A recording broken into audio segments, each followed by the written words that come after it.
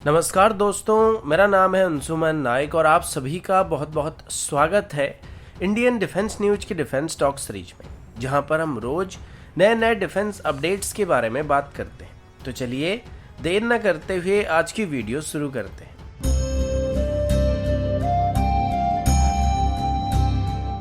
आज की पहली update Su-30 MKI fighter jet की तरफ से है। कल ही मैंने आप सभी को बताया था कि एचएएल की तरफ से अभी सुखोई को अपग्रेड करने का फैसला किया जा रहा है और इसमें रशियन सिस्टम के बदले अभी सिर्फ इंडियन सिस्टम से ही सुखोई को अपग्रेड करने का प्लान किया जा रहा है। और ये बात क्यों जरूरी है, ये हमने कल की वीडियो में आपको बताया था। तो आज द हिंदू की तरफ से पब्लिश किए गए एक रिपोर्ट में बताया जा रहा है कि अभी इंडियन एयरफोर्स की तरफ से सुखोई को अपग्रेड करने के लिए अपनी एयर सर्विस क्वालिटेटिव रिक्वायरमेंट को फाइनलाइज करने की प्रक्रिया को शुरू किया जा रहा है। इसमें अभी यह तय किया जाएगा कि अभी सुखोई में क्या क्या नए सिस्टम इंटीग्रेट किए जाएंगे और मॉडिफाई किया जाएगा। अब इसमें रशिया की तरफ से भी भारत को ऑप्शन दिया गया था, लेकिन फिलहाल रशिया पर लगे गए सैंक्शन की वजह से और यूक्रेन के साथ चल रही लड़ाई की वजह से इसमें थोड़ा वक्त लगने वाला है। तो अभी सिर्फ इंडियन सिस्टम से इनको रिप्लेस करने का फैसला किया जा रहा है, फिर सुखोई को अपग्रेड करने का फैसला किया जा रहा है। अब सबसे पहले तो आप सब जानते होंगे कि सुखोई लगभग 20 से 25 साल पुराने हो चुके हैं और जो MKI वेरिएंट है इसमें एक इंडियन ओरिजिन मिशन कंप्यूटर का इस्तेमाल होता है। तो अभी इस पुराने मिशन कंप्यूटर को रिप्लेस करने का फैसला किया जा रहा है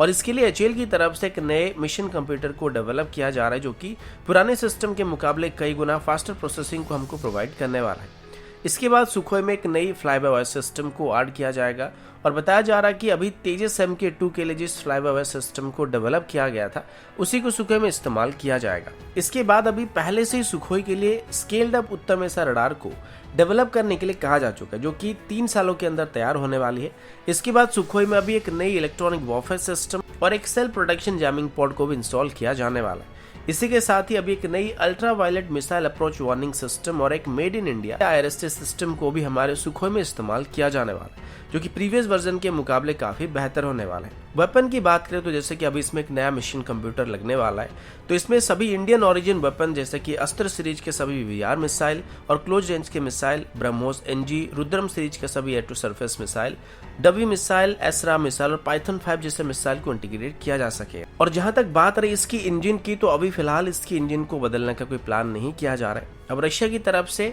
अपने ऑफर में AL-41 सीरीज की इंजन का ऑप्शन भारत को दिया गया था, लेकिन जैसे कि अभी हम रशियन ऑफर को मना कर दिया तो अभी हम सेम इंजन का इस्तेमाल करने वाले हैं। लेकिन बताया जा रहा है कि अभी जो 110 किलोटन क्लास के इंजन को भारत बनाने की कोशिश कर रहा है, सेम इंजन के एक डेरिवेटिव वेरिएंट को फ्यूचर में सुखोई में इंटीग्रेट करने का प्लान किया जा रहा है, जो कि 130 किलोटन तक की थ्रस्ट को जनरेट करने वाला है। फिलहाल अभी इसमें बहुत सारा टाइम लगने वाला है, क्योंकि जो 110 किलोटन क्लास का इंजन होने वाला है इसको अभी तैयार होने में कम से कम 7 से 10 साल का टाइम लग जाएगा। तो इसकी मॉडिफाइड वेरिएंट को कब बनाया जाएगा ये तो वक्त आने पर ही पता चलेगा, लेकिन तब तक शायद सुखोई की रिटायरमेंट का भी टाइम हो गया होगा।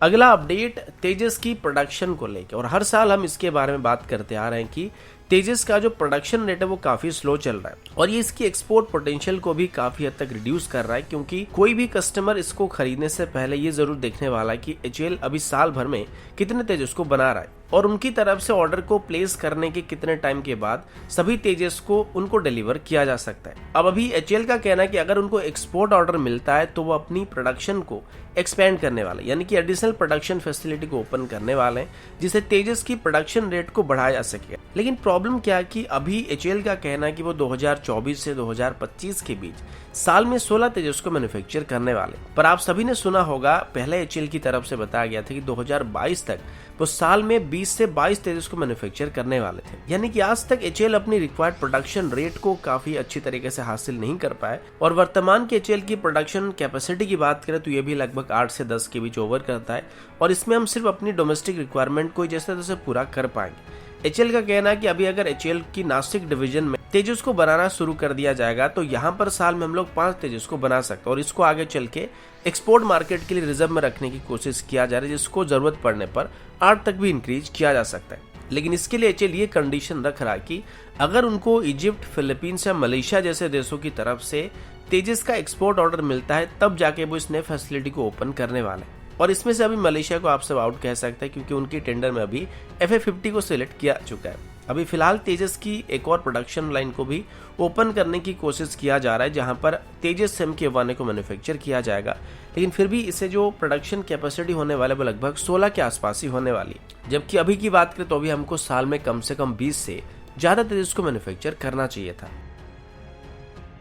अगला अपडेट इंडियन आर्मी की तरफ से। आप सभी जानते हैं कि पिछले कई सालों से इंडियन आर्मी में very short range air defence system की काफी कमी रहा है और इनको पहले तो फॉरेन कंपनियों से खरीदने का फैसला किया गया था, लेकिन बीच में इनको लेके फ्लोट किए गए टेंडर में कुछ इश्यू सामने आई थी और कंट्रोवर्सी होने की वजह से आज तक वो टेंडर फाइनल नहीं हो पाए। इसी बीच DRDO की तरफ से भी एक इंडिजिनस तरीके से very short range air defence system को डेवलप किया जा रहा था, जिसे हम man portable air defence system कह सकते हैं और उसी तरीके का इस्तेमाल कर सकते हैं। अब ऐसे सिस्टम की भी हमको अभी काफी ज्यादा जरूरत है, स्पेशली अगर हिमालयन रीजन की बात करें तो यहाँ पर दुश्मन की एयरक्राफ्ट वैसे भी ज्यादा ऊंचाई में ऑपरेट नहीं कर सकते। तो अगर कभी भी भारत और चाइना के बीच लड़ाई हो जाता है तो ऐसे कंडीशन में अगर लद्दाख के ऊपर डिप्लॉयड हमारे जवानों के पास ऐसी शॉर्ट रेंज की man portable air defence system मौजूद होगा तो आसानी से दुश्मन को काउंटर किया जा सकता है। अभी जो टेस्ट को कंडक्ट किया गया था उसको चांदीपुर के आसपास टेस्ट किया गया और इस बार इसको एक लैंड बेस्ड लॉन्चर से फायर किया गया था और एक लो अल्टीट्यूड में मौजूद टारगेट के खिलाफ इसको टेस्ट किया गया था। इस सिस्टम की खास बात यह है कि इसको डाटा लिंक की मदद से लॉक किया जा सकता है, जिससे ऑपरेटर को विजुअली एयरक्राफ्ट को आइडेंटिफाई करने में कोई खास दिक्कत नहीं होने वाला है और जिस लोकेशन पर हमारे जवानों के पास ऐसे सिस्टम मौजूद होंगे तो उस डायरेक्शन में अगर कोई दुश्मन का जहाज आता हुआ दिखेगा तो पहले से ही डाटा लिंक के जरिए हमारे जवानों को पता चल जाए कि किस डायरेक्शन से उनके तरफ जहाज आ रहा है, जिस वजह से वो पहले से ही सिस्टम को फायर करने के लिए तैयार बैठे रहेंगे। अगला update Karl Gustav M4 system को लेके। ये इंडियन आर्मी का एक पसंदीदा वेपन है जो कि एक शोल्डर फायर्ड वेपन है और इससे दुश्मन की बंकर्स, आर्मर्ड व्हीकल्स और टैंक्स को भी निशाना बनाया जा सकता है। अभी जब चाइना के साथ हमारा फेस ऑफ हुआ था तो उसके बाद इंडियन आर्मी की लगभग हर फॉरवर्ड लोकेशन में ऐसे सिस्टम को तैनात किया गया था और अभी एक बहुत ही अच्छी खबर सामने निकल कर आ रही है कि साफ की तरफ से अभी अपनी कार्ल गुस्ताव M4 सिस्टम को भारत में मैन्युफैक्चर करने का फैसला किया गया है। इसको लेके साफ इंडिया की तरफ से आज एक ट्वीट किया गया था जिसमें साफ की वाइस प्रेसिडेंट का कहना था कि Indian Army Carl Gustav system का एक बहुत ही बड़ा ऑपरेटर है, तो इसी वजह से अभी वो इन सिस्टम को भारत में मैन्युफैक्चर करना चाहते हैं और इसको मेक इन इंडिया स्कीम के अंदर भारत में बनाने वाले। इसके लिए भी साफ FFB इंडिया नाम की कंपनी को भी रजिस्टर कर दिया गया जो कि आगे चल के इनको भारत में मैन्युफैक्चर करने वाला है। इससे पहले भी ऑर्डिनेंस फैक्ट्री बोर्ड की तरफ से भी कार्ल गुस्ताव 3 को भारत में बनाया जा रहा था, लेकिन उसकी रेंज 1200 मीटर तक था। लेकिन अभी जिन सिस्टम को भारत में बनाया जाने वाला या प्लान किया जा रहा है इनकी रेंज 1500 मीटर तक होने वाली है और ये उन सिस्टम के मुकाबले एक जनरेशन आगे का सिस्टम होने वाला है। अब ये भी पहली बार होने वाला है जहां पर साफ की तरफ से अपनी फैसिलिटी के अलावा कार्ल गुस्ताव M4 सिस्टम को किसी दूसरे देश में बनाया जाने वाला है और इसकी प्रोडक्शन को भी 2024 से शुरू करने का फैसला किया जा रहा है, जिसको आगे चल के भारत की डोमेस्टिक रिक्वायरमेंट को पूरा करने के अलावा बाहर देशों को एक्सपोर्ट किया जा सकता है। यानी कि यहाँ पर जो कार्ल गुस्ताव सिस्टम को बनाया जाएगा उनको आगे चल के किसी और देश को एक्सपोर्ट किया जा सकेगा। तो दोस्तों अभी के लिए इतना ही, मिलता हूं आपसे अगले वीडियो में, तब तक के लिए जय हिंद, वंदे मातरम।